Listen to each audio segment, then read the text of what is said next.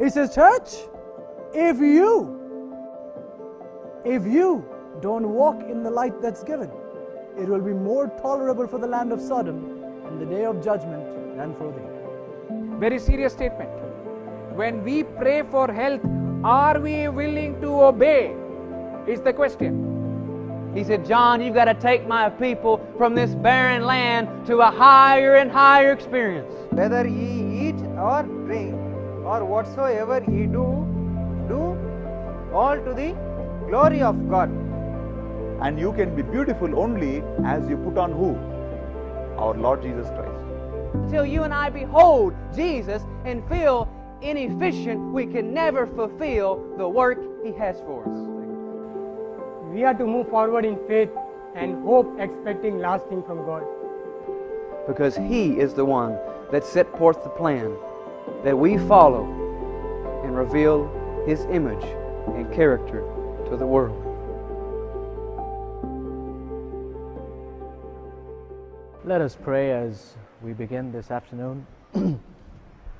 Almighty Father, we thank you for this wonderful and sacred privilege to talk about heavenly things. We thank you, dear God, for you have chosen, appointed, carved out this time and space that we may study your word together, experience the power of the Holy Spirit, be drawn nearer to you, and forever be transformed for the glory of God. We thank you, dear Father, for allowing your children to have a desire to get to know you more. Again, mighty God, it is our prayer, may we not leave these premises till you have done in us the work you brought us here for. Please, we continue to pray that you may lead, inspire, and motivate us through your Holy Spirit, that we may live and breathe and have our being only in you, and not dare to imagine and ever desire to live away from you. Please be with us now, speak to us from your word, and lead us to all truth, is our prayer in Jesus' name. Amen.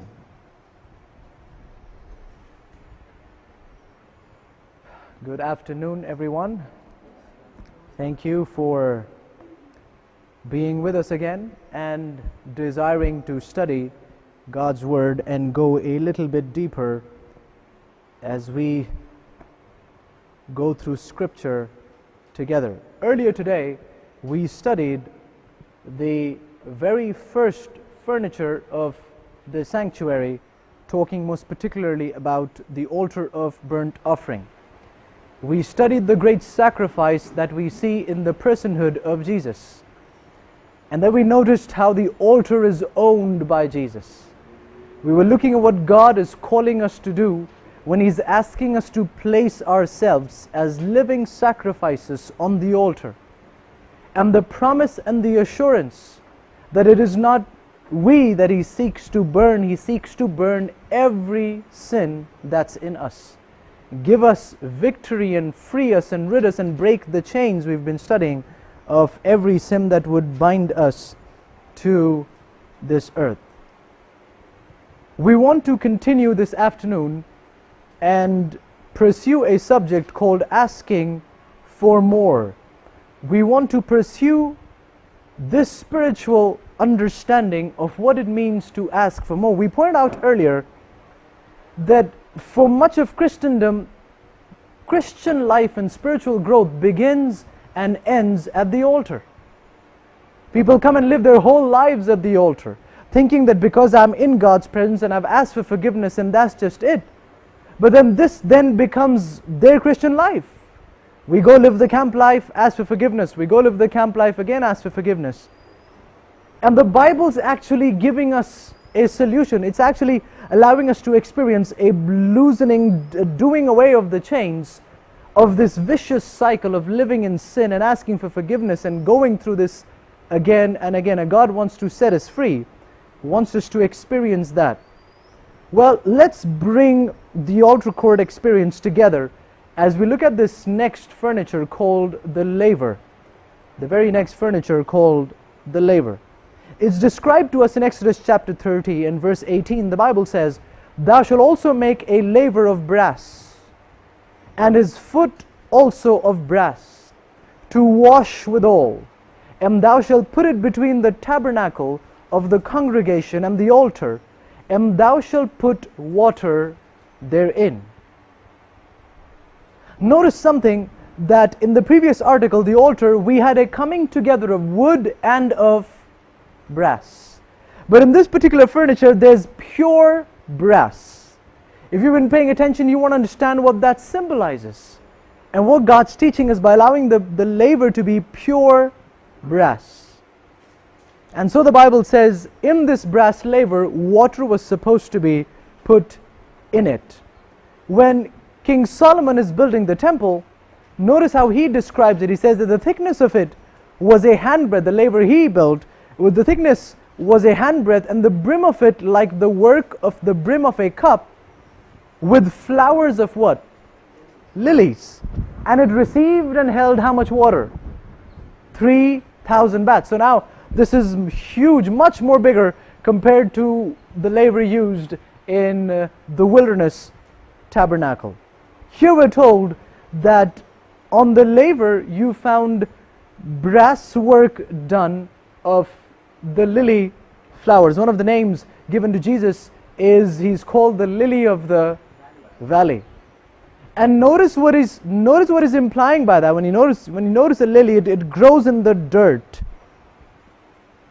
in an atmosphere that you may not look at so conducive for such a beautiful flower. But then the flower comes out, and you notice the petals. They're so pure, so clean. And you wonder who comes by and cleans them every now and then. They're so clean, so pure, but they come out of such broken conditions. And one of the reasons Jesus was called the lily of the valley, because he grew up in such conditions, came from Nazareth. And the words of Nathanael saying, can anything good come out of Nazareth? And so Jesus, through his life's conditions, was a ray of hope for so many struggling individuals who were in many ways spoken to by their conditions and by their surroundings, that you can't amount to anything in life simply because of where you're coming from. And Jesus says it doesn't have to be like that. I came from Nazareth. Good does come out of Nazareth. And God wants to prove that for each of our individual lives, that it does not matter where we're coming from, God is able to bring out the good. He's able to do a new work in us, is his promise. So notice how the laver is connecting to all of this, and the washing, and the priest just frequented this laver so much. Every time he was to enter the holy place, every time he was to come and work at the altar burnt offering, he had to constantly keep washing his hands and feet. This was the one furniture the priest would have spent a lot of time with during the day, constantly seeking a washing at the laver. Notice the Bible takes the time to emphasize what was this brass laver made out of from. Where did the brass come from? Verse 8 of Exodus 38 says, he made the laver of brass and the foot of it of brass, but it was made out of what? The looking glasses of the women, which assembled at the door of the tabernacle of the congregation. This is a very powerful text to me. So ladies, the looking glasses is an old English word of saying a mirror. So they basically had brass equipment and very articulated and ornamented stuff to be able to view themselves. And so imagine they're in the wilderness. There's no other source of being able to really see themselves so well. And so they have these brass tools, which they call as looking glasses, in which they're able to see a reflection of themselves. And notice, this may not mean much to men, but notice women brought their little mirrors, brought it to the door of the tabernacle, and told Moses and Aaron, here, take our mirrors, use it to make the sanctuary look good. Doesn't matter how we look, as long as God's house looks better. This was amazing. Women willing to it doesn't matter how reflection is. Don't want to see how I'm looking in the mirror. I want God's house to look amazing. So there they come in, and they're given these looking glasses, and just to give it. So notice, the laver could have been made from brass from anywhere, any willful offering. In Exodus 25, as it all begins, God is taking a willful offering. And so they come, bring silver, gold, brass. And you notice, every time the temple was built, it was only built by a voluntary offering. Every time, whether it's the wilderness tabernacle, whether it's the temple that Solomon built, whether it was the temple built after the 70 years of captivity, each of these times the temple was built by a willful, voluntary offering. So they bring these offerings, and notice, of all the things that were brought in, the laver was indeed made out of the brass that was taken from these mirrors.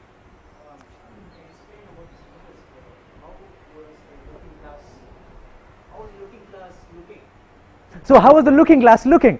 So basically, I'm sure they didn't have no way of being able to make mirrors the way we have it. So brass, in the metal that it was able to cause a reflection in just the shiny material that the metal was. And so they were willing, and that's how I'm seeing it. So they were willing to put all of that. They're saying, however we have this instrument, this brass equipment in which we can see our reflection, we're willing to give it up so that it can be used to build articles in the sanctuary, but it's okay, as long as we don't have to see ourselves, as long as we can use it to allow the Lord's temple to look better. James connects to this and begins to say something about a mirror. You're more familiar with this. James says in 1:23, he says, "If any be a hearer of the word and not a doer, he is like unto a man beholding his natural face in a glass." In other words, beholding his natural face in a mirror. That's what the word implies. And so he says, any man who hears but does not do, many people have and enjoy listening to sermons. And you can make them sit for hours and hours. They listen to so many sermons but never do what they heard in the sermon. So James says, no, not just hearers of the word. Those who do God's word are likened to like this person who sees his natural face in a glass. And so they've only heard, not done. They behold themselves and they go their way straight away, and forgetting what manner of man he was. So they look at their face and look at how whatever dirt was on their face, and they walk away not changing what they just saw was wrong. Verse 25, he says, "So whosoever looketh into the perfect law of liberty." Martin Luther had a problem with the book of James. He believed the book of James should not have been in the Bible, because he could not take some of these straight things. Because James is calling the law of God the law of liberty. That's not so much of a view of the law of God through much of the Protestant world. And he says, well, the law of God it is perfect, it is a law, and is the law of liberty. And so he says, he who looks into the... So notice how James is building his sermon, talking about a man looking into the mirror, and then he replaces the mirror with the law of God and says, he who looks into the law of God as if looking into a mirror and continues therein, in other words, does what it's saying, and being not a forgetful hearer but a doer of the work, this man shall be blessed in his deed. He, as we said earlier, is going to be like a tree planted by the waters, ever bearing fruit. His leaves also don't wither. But then notice how Paul connects to James' message. And it's amazing how all these folks are just talking about and giving a nod and connecting to each other's message. Paul says, we all with open face beholding as again in a glass, in a mirror, the glory of the Lord, are changed into the same image from glory to glory. Interesting? He's creating a very fine principle. He says, as we keep beholding the glory of God, as we keep fixing our gaze on heavenly things, and as we focus our attention upon the Lord, he says, we shall be changed into the same image. We're going to see a reflection. We will be reflecting Christ. We've been studying of that. We'll be reflecting Christ. So there's a change. Notice, there's a change happening. But then notice how Paul connects this even deeper. He says this change is only possible by what? Even as by the Spirit of God. So yes, we're beholding God. We're spending time in Scripture. We're seeking to know God better. We're talking to Him in prayer. And so there's going to be a change. But who is going to cause this change? He says change is only possible by the Spirit of the Lord. What does this have to do with the laver? So what is the laver? It was the place which had a basin which collected water. The priest frequently frequented at this place whenever he was going to enter the holy presence of the Lord. He spent time cleansing, washing before he could enter the presence of the Lord.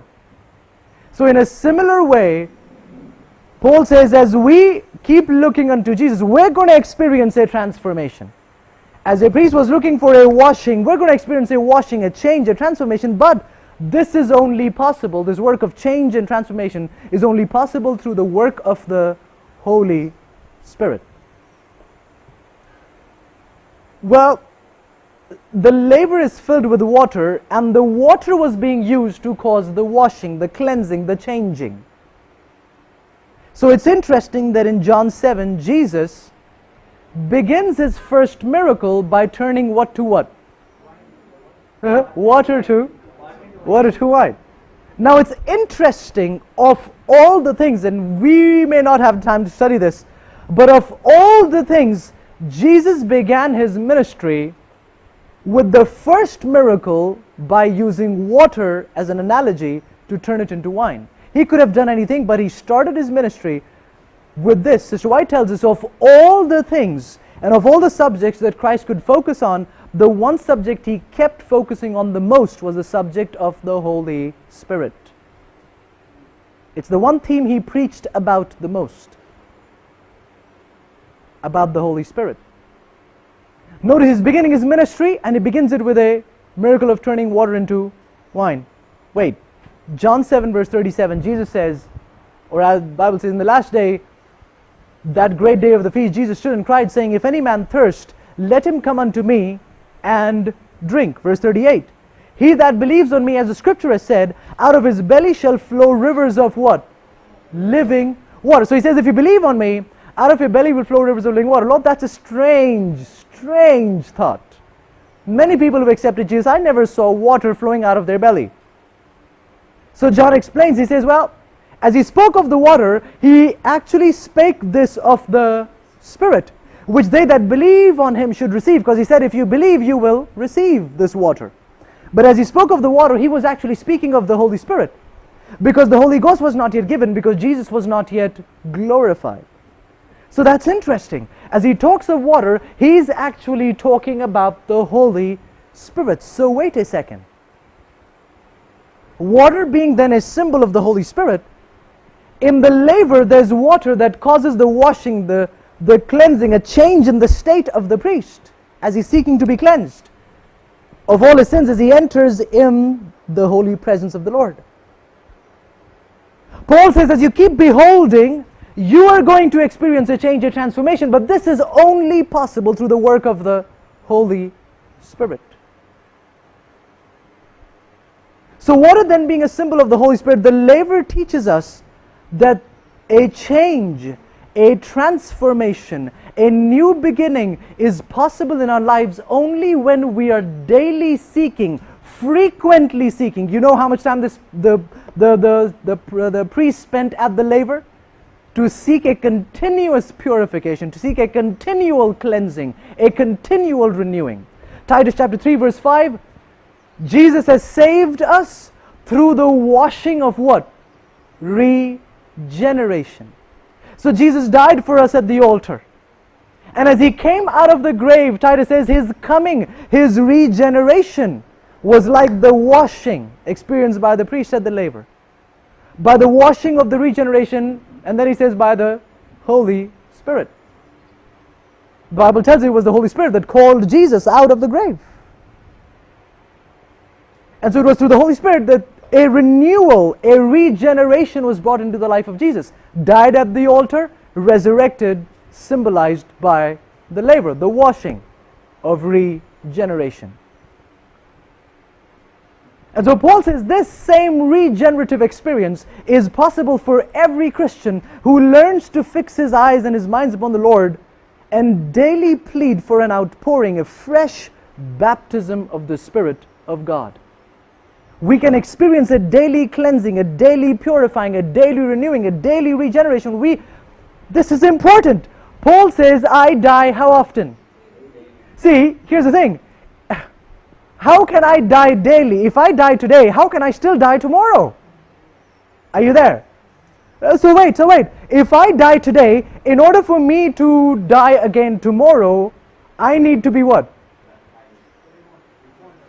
To be reborn. To be born again. Something Jesus was trying to teach Nicodemus about the working of the Holy Spirit. You need to be what? Born again. So death first, and then experience a born again experience. A regenerative experience. Through what? The Holy Spirit. Now this is powerful. This is powerful. I'll tell you why. Because when we notice for much of Christendom, life is all about the altar, remember? Come to the altar, friends, give your life to Jesus. So everyone comes, give their life to Jesus. We pray, Lord, forgive us of our sins. And then again, what did we study? We go back. Again, not even understanding what forgiveness is really about. What was the prophet saying earlier today? David had a correct understanding of forgiveness. Lord, not just forgiveness, not just freeing from condemnation. I need a creating, not give me. He says, Lord, create. He was specific. He understood the concept of salvation. Lord, create, regenerate in me a clean heart. So notice what David was doing was he was at the altar asking for forgiveness, and then he took the next step at the laver and said, Lord, take not thy Holy Spirit from me. Renew a right spirit within me. The man was asking for an outpouring of the Spirit of God. Imagine in the Old Testament where people think it's got nothing to do with the Holy Spirit. David understood. He says, Lord, please don't take your Holy Spirit from me. And the warning of the Lord in Genesis chapter 6 verse 3, the world had just begun. And by the time you get to the 6th chapter and verse 3, the Lord says, my spirit will not always strive with man. It will always keep running behind you. You can reach a point where you can shun the workings of the Holy Spirit of God and experience what Pharaoh experienced, a what? A hard heart. And so the Bible says the Lord hardened the heart of Pharaoh. The prophet explains, the Lord did not send any supernatural power to harden the heart of the monarch. But as he resisted the work of the Holy Spirit, as he resisted the pleadings of the Holy Spirit, even through the plagues, he was rejecting the only softening agent given to humanity. And then the prophet makes a remark. He says, God himself has no greater means of enlightening the mind once we've rejected and cut ourselves off by rejecting the Holy Spirit in our lives.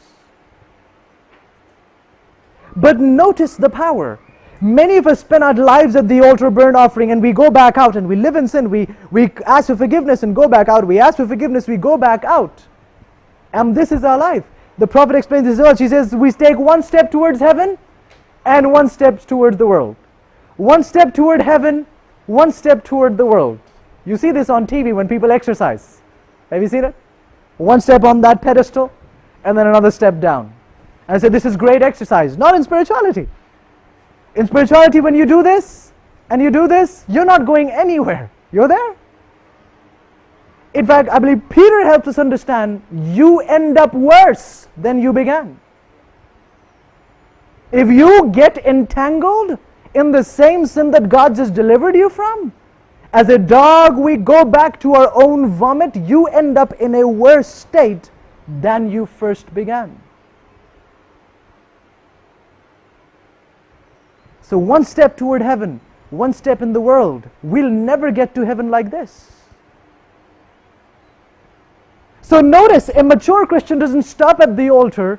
A mature Christian asks for forgiveness. Lord, cleanse me of my sins. I claim your forgiveness.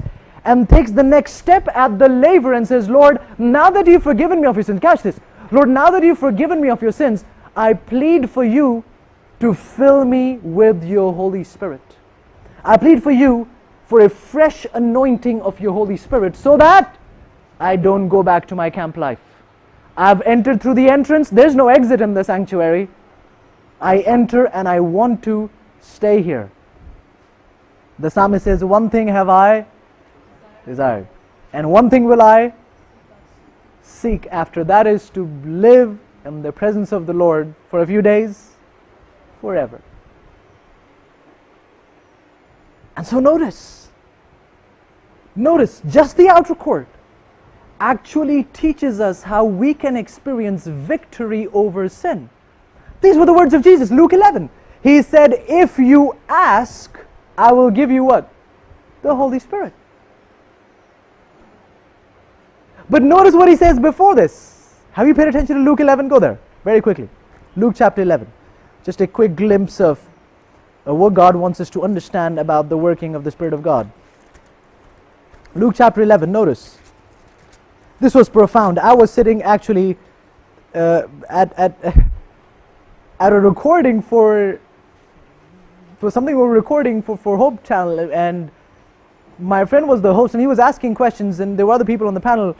And as I was seated there, I was looking at this passage, and for the first time saw something God was letting me see up there while seated on the pulpit. I was seeing these things and so excited to share. So notice, Luke 11, the disciples come running. They say, Master, teach us how to pray. Jesus then begins to teach them how to pray. Verse 2, when you pray, say, Our Father, and then he goes down, and notice where he stops. Verse 4, he says, and lead us not into temptation, but deliver us from evil. You're expecting him to say what next?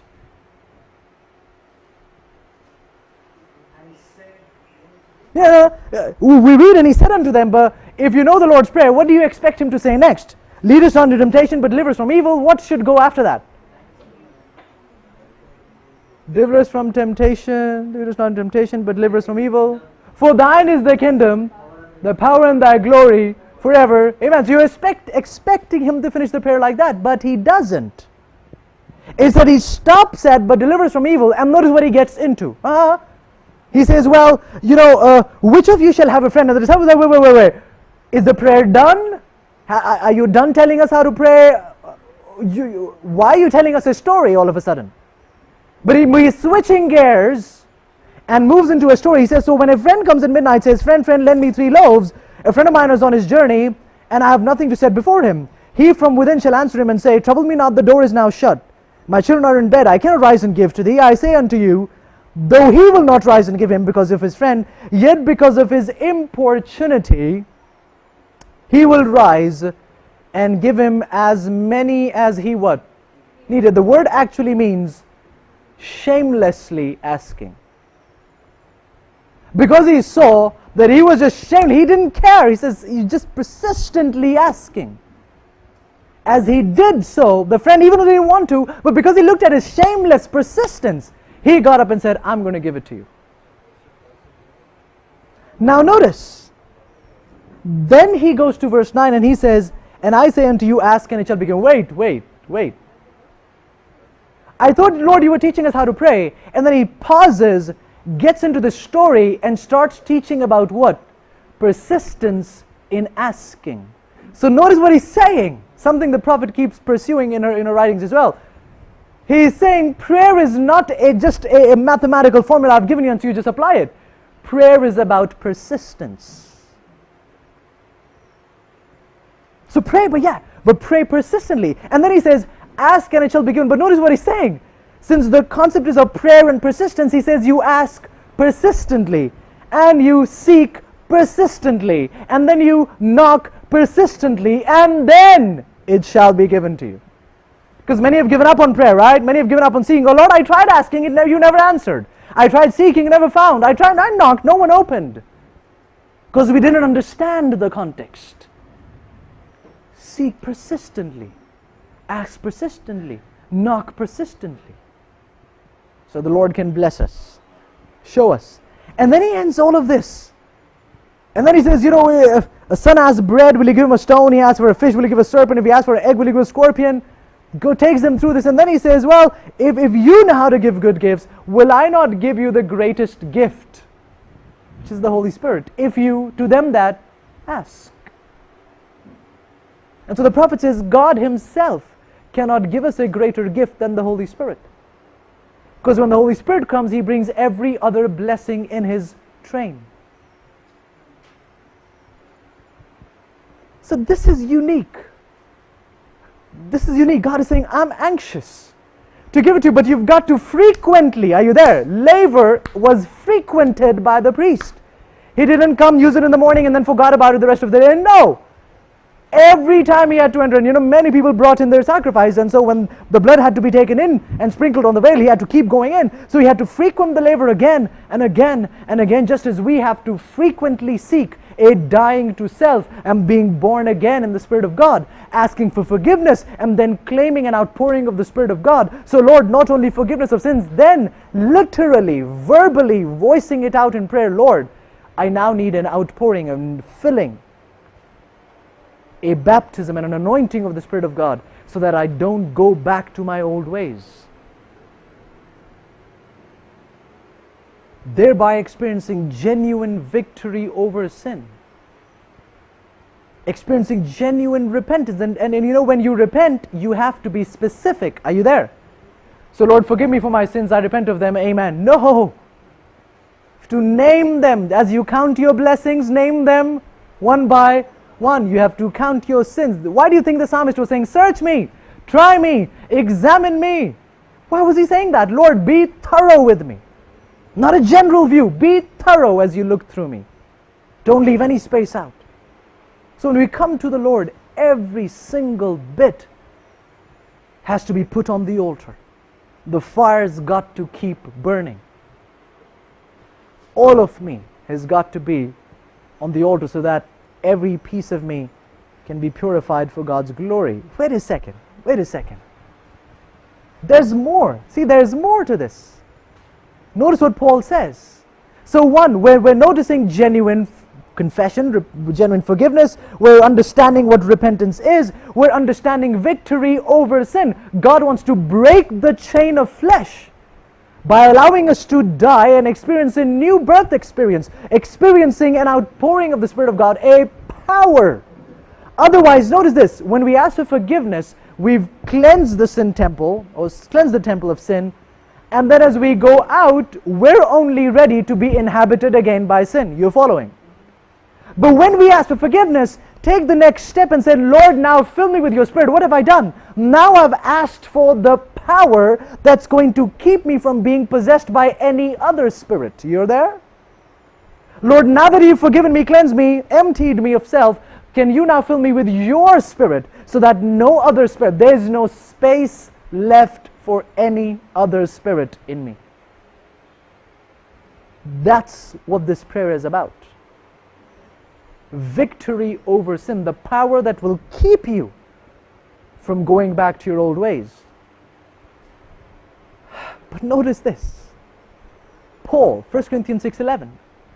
Such were some of you. So he's speaking to the Corinthian church, talking about their sins in the past. He says, some of you were corrupt, you were in these ways, but God did what to you? Are you there? God did what to you? He washed you, and you were what? Wait. What's the word sanctify mean? Set apart for a holy use. Now listen. He says God washed you so that you were what? You were washed, you were what? Sanctified. In other words, you were washed so that you could be what? Following? No. Really following? God says, I've washed you when you came. As for the washing of regeneration, as for the outpouring of the Spirit of God, when you did that, you were now what? Set apart. Do you remember Acts chapter 5? The book Acts of the Apostle, the prophet says, when the outpouring was happening, these two people, Ananias and Sapphira, were there receiving the outpouring of the Spirit with the disciples. Following? So they opened their lives to the possession of the Spirit of God, and then went out and sought to control the Spirit. And the prophet says, you don't control the Spirit, the Holy Spirit controls you. So you can't say, Lord, I open myself to the possession, fill me, complete me, all pour, and just possess me and make me your own, and then go out and then still choose on your own. See, because when you open yourself up to the Spirit of God, you gave up control. You see, in the physical life, it's all about having control. I have to have control. I have a friend who tells me, he says, I get stressed when I don't have control of my situation. So it disturbs my peace. I need to be in control of my situation. You see, in spiritual life, it's all about losing control and saying, Lord, I have no controls, you take over.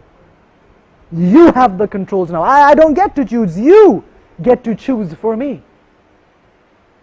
So Ananias and Sapphira had a thought that was inspired by the Spirit of God. But they began in that process of doing what the Spirit had said, and then chose to make it their own thing. Are you there? A Spirit-inspired thought they thought they can use for their own ways, however now they wanted. That didn't go down too well with the Spirit of God. And God killed 2 people, Acts chapter 5. 3 chapters after the outpouring, 2 people were killed because they thought they could play with the Holy Spirit.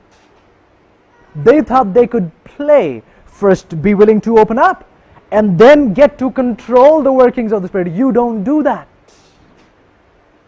You don't do that. And Paul's pushing this through. He's saying you were washed, received an outpouring, you were washed so that you would be sanctified, you would be set apart for a holy use. Guess what? We like the washing. Lord, wash me, wash me, wash me so that I don't die. But we don't like the setting apart. Cleanse me, Lord, fill me, outpour your Spirit upon me so that I can speak in tongues. But don't tell me that I have to live a distinct, a unique, a set apart life. I don't like that, Lord. I'll spend hours in prayer and in pleading and in seeking. I'll do all of that, Baba. Don't tell me now I have to live a holy life. Because I'm still planning to go back. The camp is too enticing. I can hear them, Lord. I want to go back. It's too colorful out there. But the Lord is saying, no, you were washed so that you could be what? Now listen. If you did not like the sanctifying, don't come to me for washing. You're there or no? If you're not serious about sanctifying, if you're not serious about being set apart, don't come running to me and play with my washing. Are we following this? This is serious business. See, we take this thing too lightly. We play with the salvation plan. God doesn't play with the salvation plan. He says, you can't keep tripping. You can't keep doing this. Because I told you, I have the power to what? To keep you from falling. You can't keep giving me this, but Lord, I'm still human. No. He says, I am giving you the power, a power that's going to keep you from falling. And you can experience victory over sin. And I'm setting you apart for a holy use, because right after the laver, where did the priest go? Holy place. He didn't have time to go back. He had to now move into the holiness of the Lord, experience this holy atmosphere. And he could only have a correct view and a correct understanding of the holy place if he understood what the outer court meant. So many people want to jump the court into the holy place, jump the court into Bible study, jump the court into prayer, jump the court into witnessing, never experiencing death to self. Let's finish this up. A few more texts to look at, but don't have time. When you look at the altar, what happened to the animal at the altar? It was killed at the altar, right? Remember the northward to the altar? That's where the animal died. There was death of the animal. At the laver, some people try to look at the laver as what? Baptism. Again, a washing, renewing sort of experience. And scholars like to call baptism a watery grave. So I'm in my sin, and then as the pastor dips me, I am now coming from my sin. I'm no longer in sin. Death to the old self, resurrected to a new life. I walk away from my sin. Can you imagine being baptized and still living in the pool the rest of your life? Live the rest of your life just standing in the pool. That'd be pathetic, because I'd be standing in my sin, in my grave. But no, when the pastor baptizes you, you walk away from the pool, because now you've got to live the new life, live the resurrected life. So wait. People ask the question, why did the altar have to come before the laver? You there? Because what happens at the grave? Burial, right? What happens at the altar? Death. So death at the altar, burial representing that baptism experience, burial, burying of the old man, resurrection to a new life. So death at the altar, burial at the laver. Together, following this? So death at the altar, burial at the laver. Now wait, the reason why the altar comes before the laver is because death has to come before. Are you there? This is key. This is key. Because the prophet tells us, even, she says, many ministers are pushing people into the laver. Just bury them. But pastor, they're not ready. You just made them jump the altar. They had to experience death to self. They needed to understand Jesus did not commission his disciple to look for church members. He commissioned his disciple to look for disciples, to make disciples. Not fill up churches with people, make disciples for the kingdom of God. But we push, no. They've got into Bible studies, put them into the put them into the laver. It's burial time. Wait.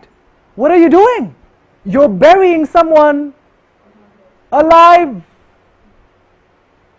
You there? They like the concept. Oh yeah, I'm going to give my life to you.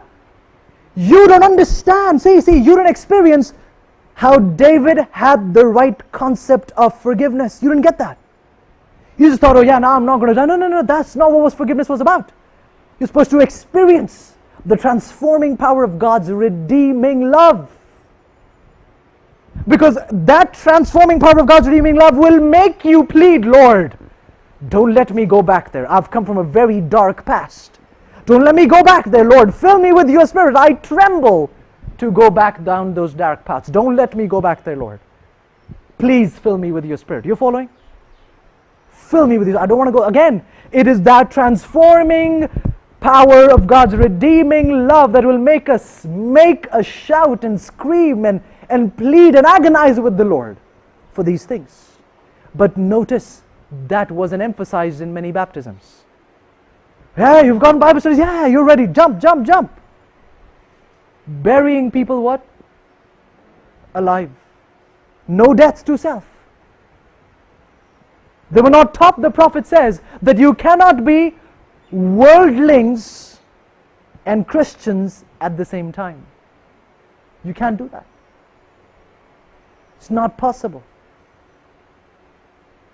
You are ruled by the devil and now are ruled by the Lord Jesus. Your life should be a testimony of the change of leadership. That needed to happen. But what do we do? No, jump. Burying people what? Alive. Here's the problem with that. Whenever you try to bury people alive, they have to pretend to be dead. Because they're not dead, right? You're just burying them alive. So they have to pretend to be dead. Come to church, Bible under the arm after baptism. Oh, hello, happy Sabbath. God bless you. Oh, brother, it's so good to be in church. But in my heart, oh man, I just can't wait to go out. I can't wait for Sabbath to be over. This is a torture. Why? Because not dead to self. I'm acting like I'm dead. So we pretend to be dead for a few weeks, maybe a month, few months, maybe a year. If you're really good at it, maybe a few years. But you can't help it because you never experienced genuine death to self. You were buried alive. So one day, listen carefully, one day you see a hand coming out of the grave. Have you seen that? Have you seen that? You see what? A hand coming out of the... Why? Because you can't pretend to be dead too long. So a hand comes out of the grave. The young people these days have a name for this phenomenon. These people who are walking dead, what do you call them?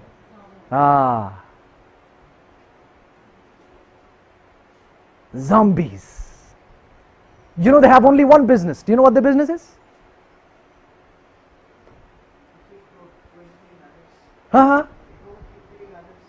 to go and keep killing them. Not necessarily killing, but eat. You there? They can't take somebody who's really alive. And so what they do is, we can't take that. They have to be dead like us also. Or half dead, half baked sort of situation. They have to be like us. So we want to eat them away. Sadly, the church is filled many times with spiritual zombies who can't stand people who are alive in Christ Jesus. And they want to eat away at them, they bite away at them. It's written in Acts chapter 6. The Pharisees could not take it, the Sanhedrin could not take it, what they were seeing in Stephen. I'll go to Acts chapter 6. Beautiful. Notice this. Acts chapter 6, just a powerful, powerful passage. Acts chapter 6, notice, he's being surrounded by a fake council that say they're going to give him a fair trial, but they're cheating him outright. Acts chapter 6, they're surrounded around him and they're ready to kill him. Verse 15, all that sat in the council, Acts chapter 6 verse 15, all that sat in the council, looking steadfastly on him, saw his face as it had been the face of a what? They could not take that. They could not take that. So notice what the Bible says. The Bible, notice, just go back up a few verses. Just go back up a few verses.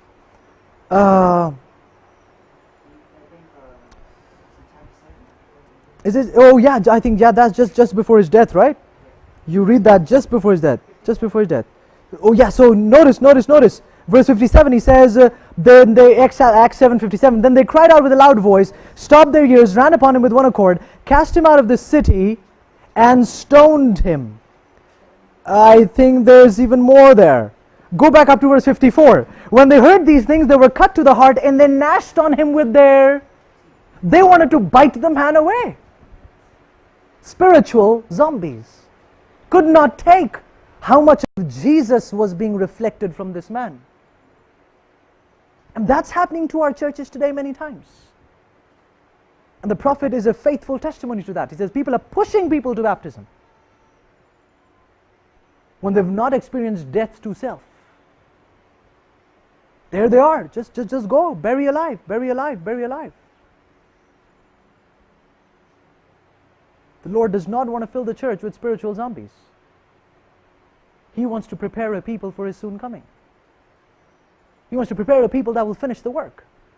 And so notice what the prophet says. Notice.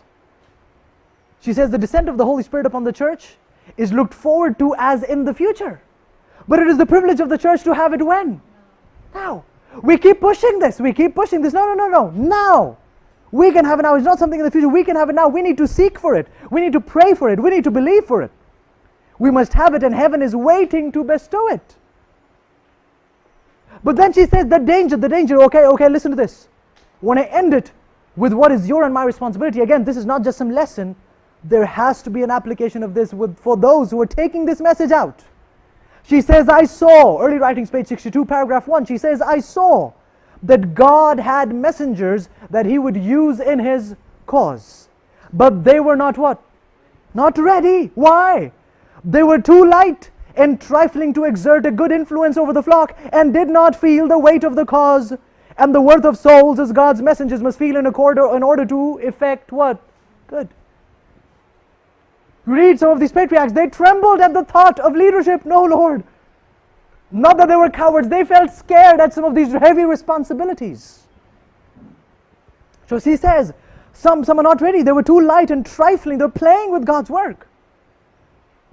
And they're struggling to exert a good influence over the flock, but they did not feel the weight. Said the angel, be ye what? Clean, washed, sanctified. Ye that bear the vessels of the Lord. Be ye clean that bear the vessels of the Lord. Why? Why is this so important? Because they can accomplish only a little good unless they are how much? Wholly given up to God, and feel the importance and solemnity of the last message of mercy that is now being given to the scattered flock. They can only do a little good. We can only accomplish, brethren, a little good unless we are fully given to the Lord and understand the importance and solemnity of this last day work that's given to us, to the scattered people of God. We have a serious work to do. We have to plead with the people. We have to plead with our brethren to not stop at the altar. It's unbelievable. It's the first furniture. How can your journey begin and end there? That's where the journey just began. We've got to press forward. And the prophet says we've got to step fast. We've got to step fast. Brother, we're living in a time when we can't just be satisfied by saying, oh yeah, I'm taking steps to Christ. I'm taking steps to what? Christ. It's not enough. We've got to step fast to Christ. We've got to move faster. We've got no time to waste.